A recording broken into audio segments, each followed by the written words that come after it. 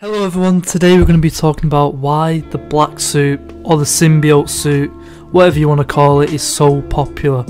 Because, you ask a lot of people and 9 times out of 10 this suit is always in the top 5 picks for their favourite suits, and for me it is my #1 favourite Spider-Man suit of all time, so I'm also going to be going into that. But before we delve into why the suit is popular, we need to look back at how it was created and when it first appeared. So the year was 1982 and Marvel Comics was hosting a competition for new ideas for new suits for Spider-Man, and a Spider-Man fan by the name of Randy, I'm not even going to try and pronounce his second name, sent in a submission titled the Stealth Suit. Now this looks similar to the symbiote suit that we know, however the logo is red and it's meant to mimic the real life look of a Black Widow spider.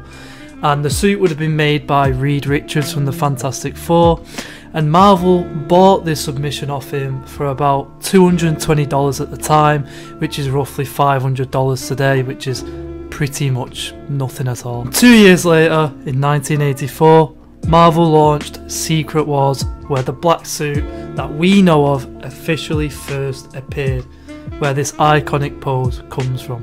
Now, a lot of Spider-Man fans don't know that in the early days of the black suit, it didn't actually affect Peter's personality. It didn't make him angry, it didn't make him a dick. However, the reason why he got rid of it in the first place was because it was feeding off his life force, and he went to the Fantastic Four to get help. Essentially, the Fantastic Four told Peter that the symbiote is quite literally a parasite and it's feeding off his whole body, pretty much turning him into an empty husk. And so because of that, with the help of the Fantastic Four, Peter gets rid of the black suit, and as we know, it makes its way to Eddie Brock and he becomes Venom. It was only like a decade later, when the animated series was airing, that the black suit began to make Peter be angry and be a dick, and that's when that whole trend that the black suit turns Peter semi-evil began. And we see it in Spider-Man 3, we see it in Ultimate Spider-Man, we see it in the animated show, we pretty much see it all the time today, and we'll probably see it in Marvel Spider-Man 2. Every time Peter gets a black suit, he becomes a dick.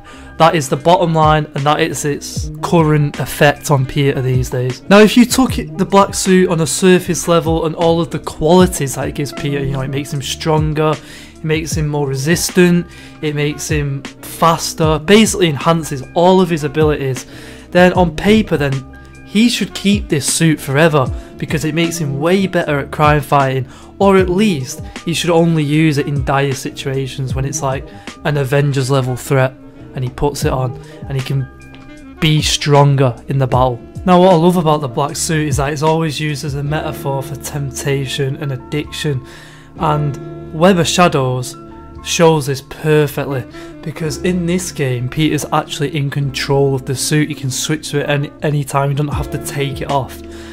And as the symbiote apocalypse gets worse and worse, Peter begins to question, I need to use this suit one more time. Just one more time.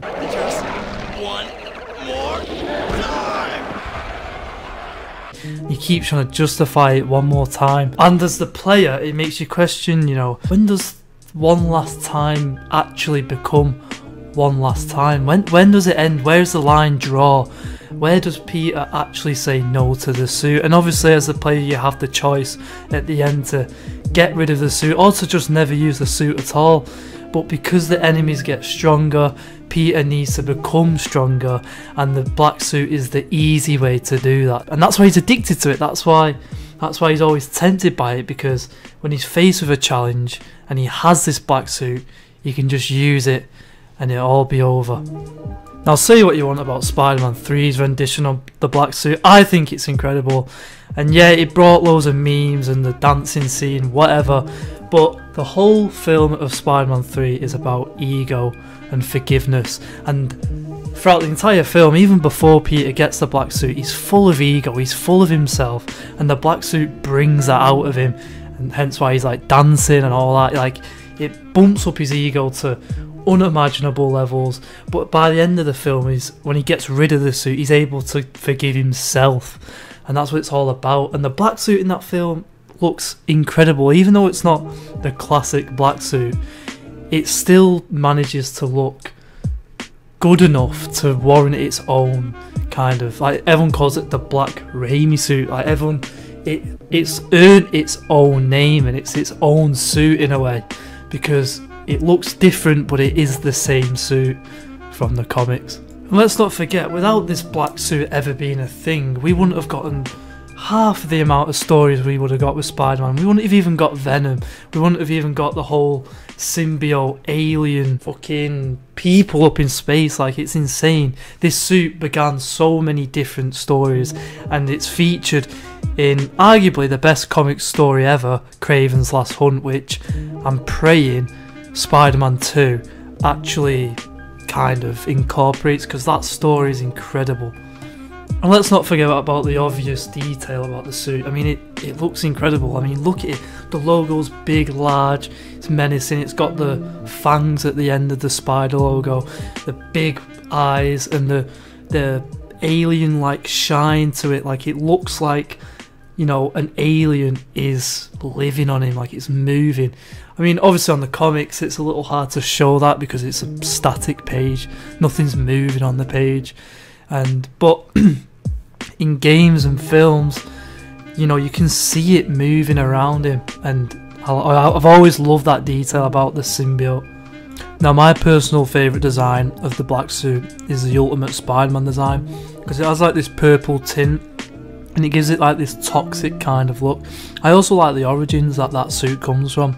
Peter and Eddie's fathers were working as a cure for cancer, hence why it's in the Oscorp lab. And obviously Peter finds the vial of symbiote, and it gets onto him, and he gets the black suit. And it looks like that's what Insomniac is going to loosely adapt, because obviously we see Harry in a tank of symbiote, and it's in Oscorp, so it's safe to assume that Oscorp created that symbiote. And it looks like maybe Peter gets inside of Oscorp and it latches onto him, because he's trying to investigate what happened to Harry, but we'll see. I'd go as far to argue as the black suit is actually the very, very best Spider-Man suit ever created, better than the classic suit. Now, I know, big statement, but it just looks sleeker, cooler, more menacing, more like a darker, I hate this word, edgier Spider-Man, but it looks great, and it suits Peter a lot, and I like the effects it has on him, especially, you know, with the people around him like MJ and stuff. It's a great suit, and it will forever be the best suit in my opinion. But yeah, that is why I think the symbiote suit is so popular. And if you enjoyed this video and you like these kind of videos, drop a like, drop a comment, make sure you subscribe, and I'll see you all in the next video. Bash. Also, we're almost at 2,000 subscribers. We're only 30 subscribers away, so get it going, man. Get it going. We need to hit 2k.